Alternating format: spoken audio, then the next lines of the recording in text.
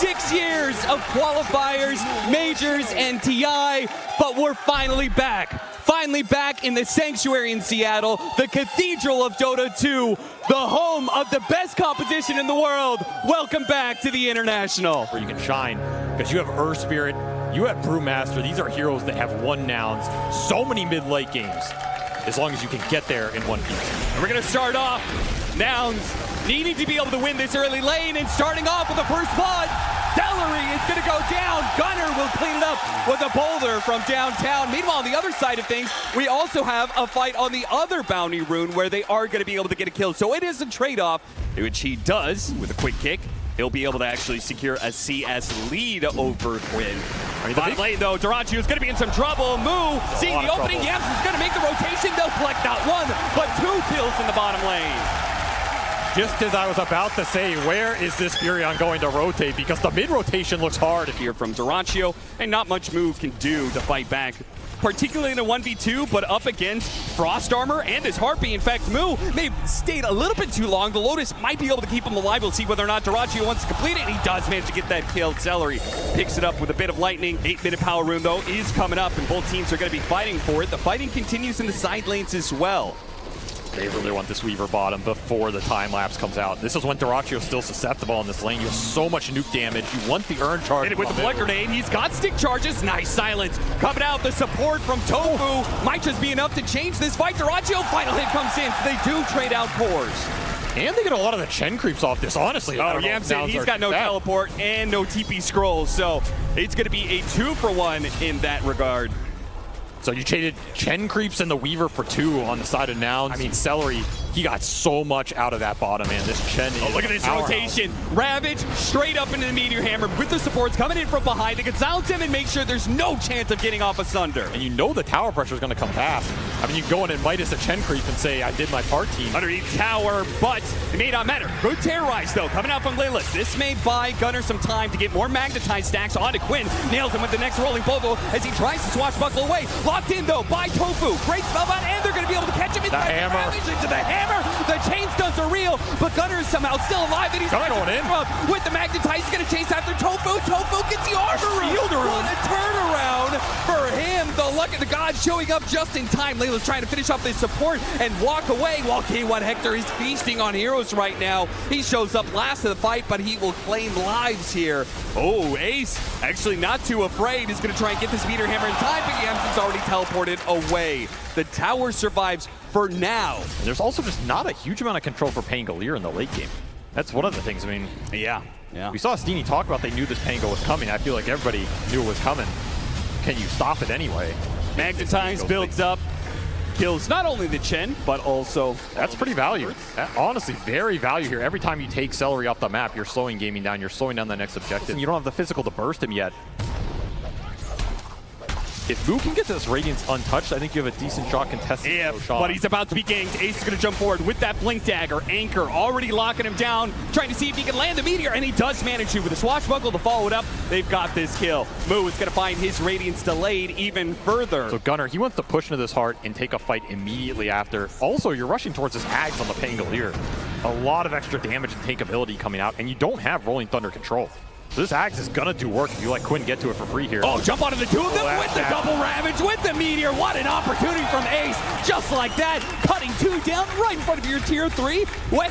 Who needs a Roshan? Yeah, Roshan be damned. You died in a bad part of the map. They're actually gonna skip past this tier 2 because they want the pressure in here as quick as possible. Now, Layla's gonna be in some trouble here with the Inkswell coming in from the Weaver. Caught by the Brambles, though. They have the Meteor Hammer. Lots of AoE damage. He gets off the Terrorize, but actually a roll-up from Quinn dodges that fear, and they immediately put the damage onto the ranged barracks. Melee's going to be dying soon. Nouns, they're missing their timing. They still don't have that Radiance on the Brewmaster. They're not quite ready to take this engagement, and Gaming Gladiators are going to punish them for it. In fact, they're going to chase after Moo. Moo has to use the Primal Split. Otherwise, there was danger of him being locked down, but his Brewling may be dying immediately. This last Brewling, it's in trouble. It's going to be chased down. He's gone. He's dead. It doesn't even matter if he has buyback if you don't have the Primal Split. Yeah, eventually a wave is going to be protected. and GAIMIN Gladiators will put damage on those buildings once again. You have to come up with a team fight somehow. Eventually, you cannot concede all of these buildings, but GAIMIN Gladiators are giving no space to breathe whatsoever. A kick away, that's not good enough. The chain set of the Rolling Thunder is a problem for Gunner, and even stopping by to be able to stop the damage from K1 Hector. They stun him up, and then they retreat. They say meta has been used. Let's go ahead and make sure we have the space and we don't get caught too much, like Quinn, who may be in trouble here, does have the Aegis, so this is just going to be his first life. Not a big deal, especially if he can get kills out of it. Moo and K1 Hector limping along, forced to use the Sunder here onto Ace, but they just do not seem to have the damage to threaten these heroes. Meanwhile, Nouns are dropping like flies out here. I mean, it's such a fast Shivas from Ace, just gets it on everybody. This attack speed aura really hurting Hector right now. Who has the damage, but not the speed to get through it, and a second lane at 24 minutes. Now, and the only saving grace for Nouns is if they can get Hector out of here. They have this tier 2 up, but maybe it's not even needed. If the carry dies here, they might just be able to go straight for the throne. Leela's trying to limp back to the fountain. Will be able to make it. The cores, they're going to have to use some buybacks here. A kill on Jirachu would be crucial to holding, and Nouns do manage to get that much. Gotta get more. Gunner chasing after him, doing what he can, but afraid of the turnaround. Yams is going to try and lend him support here. Sets it up with the Sprout into the Rolling Boulder. Do they have enough stuns to control this Pango? A silence fall went up, and they do manage to get him 2 cores on the side of GAIMIN Gladiators as they overstep themselves, daring to tread close to the staircase to the fountain. But like you're talking about breathing room, that's some more breathing room right now for Nouns as they hold this game steady. And now they're looking for their own pickoff. Once more, Gunner will find the catch.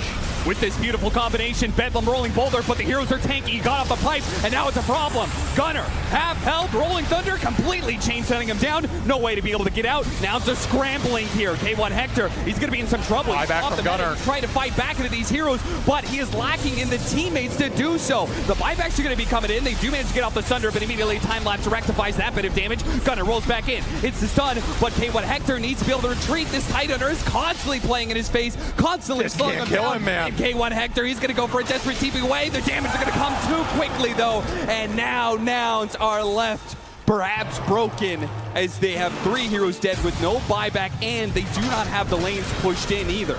Yeah, that's exactly what Gunner is trying to do right now. He says, Yamson, make as much space as possible. I will try and clear up some lanes. This is a beautiful Chen game right now as you are running out of damage. If you ever had it on the side of Nouns, that's going to be a 31-minute megas. And I love the fact that they just back away immediately. Nouns will take the smoke wrap. Pretty heads-up play if they can find the supports on the backside. What are they looking for here? Grimstroke, Chen, that's it. Gotta find the squishies, take them out, get a numbers advantage. Supports are bust, but they have the scan. GAIMIN Gladiators made the read, and now they know they're outside of position here. They're immediately going to pounce on it. GAIMIN Gladiators read you like a book, and they will slam that book shut as they get these 2 pickups, and into the base they go to now finish it off. Quinn just burning Hector's man out as well. I mean, everything is around Ace. Go with Ace. Follow his jumps. The man has led you very far. He'll continue to lead you farther here. Once again, it's underused. Gunner, he just has to go in, but shredded. That heart doesn't mean anything for him anymore. So much for a tanky meta. Yeah, game 1 in the books here with a very, very fast Chen lineup from GAIMIN. And if you're Nouns, you're going into game 2, you're thinking, how do we slow this team down, right? That is all you're thinking about right now. Is it heroes? Is it players? Is it a play style thing? Do we need stronger lanes? More auras of our own? Something has to happen, though, because GAIMIN have shown they're not afraid to push these games high around 20 minutes. It looks kind of lackluster, Avery. It's a hard hero to execute because you really need the items on time. You need to get the fights out of them. Otherwise, this hero is not doing much for you. A boulder almost killed his Ogre Frostmage. That was random. But what wasn't random, Celery made the read there. Placed a ward to be able to see this rotation coming out for the Grimstroke, Yamson. Oh, we got another one. Okay, no worries here. Just double Frost Ogre Mage for the first 4 minutes. See if they can block in Celery, but the support is coming in. 3 versus 3. Celery is likely to die here. Thanks to a help to finish him off, and that is first blood. 4.5 minutes in, we finally see first kill of the game. Also going to be pretty damn nice here for Nouns. Try for a kill here. The top lane. Get the stun off, trying to block away Tofu, but he's close enough for the avalanche, and that's more than enough. Underneath the acid spray, defending this tower kind of by himself. He's got the Chen behind him, but that's because he's hit level 6 already. Nouns know it's a tough target to go for, so they're going to try and find something else here. Quinn, he's going to be caught trying to hit the jungle. Good Illuminate Blast, clips him there on the side, and Quinn will die. Nouns do successfully find an opening. Yeah, if you throw in a shallow grave on somebody, they're getting these heals, they get a hand of God. It's a huge amount of burst heal. Oh, straight through the portal. There's going to be the follow-up here, though. The Tusk's going to fall in. Yamsen joins in on this as well. Thanks to the Spectre, they're able to kill and the bear immediately and get the bear. Now they're going to be able to chase down Tofu on top of that one. So while GAIMIN Gladiators thought they had the one up there, Tofu taking a quick pit stop to grab as many Lotuses. He knows he's dead, so he might as well get what he can off the map. This is already helping your team so much, giving you a little extra boost here, particularly Moo, who's gotten most of these extra kills on the fights. Slowed down quite heavily. K1 Hector is going absolutely nowhere. Sides back to the fountain, and his team is going to be too late here. Their Mako Smoke rotation might be able to get the punish. They want to keep killing Ace while he doesn't have this ult. It's a big window when you can take this Lone Druid down without having to deal with the true form. Who is spotted? They slow down the bear, see if they can kill that instead. They also get the shard to block out Celery. So a support and a bear wouldn't be too bad, but they're only going to get the support out of it. And a centaur and a little golem. Those count. One last little golem. And BKB's already done, and they're instantly smoking down mid with it. Dirachi wants to put it to use. And he's going to go straight for the Spectre, straight for the enemy carry. Inkswell quickly dispels that stun. Yeah, good idea rush from Yamsen to rush that shard. It's going to be pretty valuable this game. B1 bottom lane. Moo trying to get out the shard, blocking him in. Oh no, Lelis, that wasn't what he wanted to have happen. Moo, he's desperately going to try and throw out a vacuum, but there's nothing to actually get off of that vacuum. But GAIMIN are not going to split. So you're not going to find this like global pickoff presence between the Spectre and the Coddle. It's just going to be 5-man down a lane. In 18.5 minutes, they said the last game was fast. This one, it's going to be even faster. Let's see if you have the answer. And frankly, it doesn't look like Nouns are ready for it. No Crimson Guard just yet on the Darkseer, which would do a lot to be able to dissuade this threat of the bear. Gunner's trying to stop him, but the damage just keeps on chipping away from the Lone Druid. He's going to take that tower without much really needed from him. Wall in, that's pretty nice. Can they take advantage of it though? They're still trying to go for that bear. Toss back from Tofu, catching the Coddle. That's just what they needed to really ensure they could take this tier 3 without much fuss. In fact, Dirachi just blinking in boldly, seeing what's up, getting some information down, and they're going to hit barracks now. Where's your damage? The damage test has returned to round 2. And you're once again just found lacking, right? Well, no, dispel. And it's put him inside the snowball. That allowed Moo to be able to get back, but the bear is saved by the shallow grave. Even if they get the damage, go through all this HP, they still can't get there. Dirachi was going to clean up at least Yamsen, while the others limp back to the fountain, barely alive. A lane of barracks before the 20-minute marker. GAIMIN Gladiators, they are not messing around here. They are kicking Nouns out of this tournament in record speed. They are looking for the lower bracket speed run for sure at this point. Another toss back. Hector, you got a blade mail. Nowhere, nobody to be able to bail him out. They'll take him down eventually. Harpoon pulling back in. Moo gonna be in some trouble. Knock up in the air. Once again, a snowball save is there, but this time around he can't reset. Gets off a vacuum last second, but there's no damage to follow it up. GAIMIN Gladiators are extremely healthy. They've got the Chen heals. They've got the constant Dazzle heals. Quinn is sitting at 500 HP constantly, but there's nobody to actually jump him, nobody to punish him. They see all of these moves from Nouns coming a mile away. And they also have double purge creep on Celery. These Satyr Banishers, they remove the vessels. And Nouns, I mean, they're living on a prayer at this point in time. That's all they really got to them. And Moo still looking for that Crimson Guard, perhaps the biggest item in keeping their heroes in the fight, being able to take it. A pickoff would be a godsend right now as a shield room might prevent it. That's going to be a problem, but maybe they can kill Tofu instead. Witty, pretty fast elimination there, but Quinn is now going to be joining in with the double damage. They really got to watch out for that one. Hector stuck in no man's land. He's stuck. Nowhere he can really go. They thought they could chase for more, but guess again, Dirachio's here now to be able to get more pickoffs. Lelis is going to die next. 2 dead on the side of Nouns, and a push that's on its way. Do they want to take the time to take these top towers or just take another lane of barracks? Honestly, the world is entirely open for GAIMIN Gladiators. And it's not like they're going to scale down anytime soon. There's no threat of this lineup running out of steam. It's only going to get stronger in these next 10 to 15 minutes. AC completed for Dirachio, so now you're getting some minus armor synergy with the bear, with the Dazzle, with Juju coming through. These Shadow Waves are going to hurt. It will be the BKB completed for Quinn, and damn, that is a lot of building damage. It will also be the Crimson completed for me. So this is like your big ore item that's supposed to help you take these tower fights, get you back in this game. It has to happen now. There is no more breathing room. This is a final push. This is a push to eliminate you from TI right here, right now. You need a massive vacuum. You need a combination. You need to lock them in the shards, get an ink squall going. And GAIMIN Gladiators are showing no signs of slipping up. Look at their formation. All 5 heroes far away from the high ground and letting the bear do its work at max distance. And again, these soulbinds, these vessels are just instantly getting purged off the back line. There is no initiation power from this Keeper of the Light. It all has to come from Moo, and Lella's getting on the front line right now.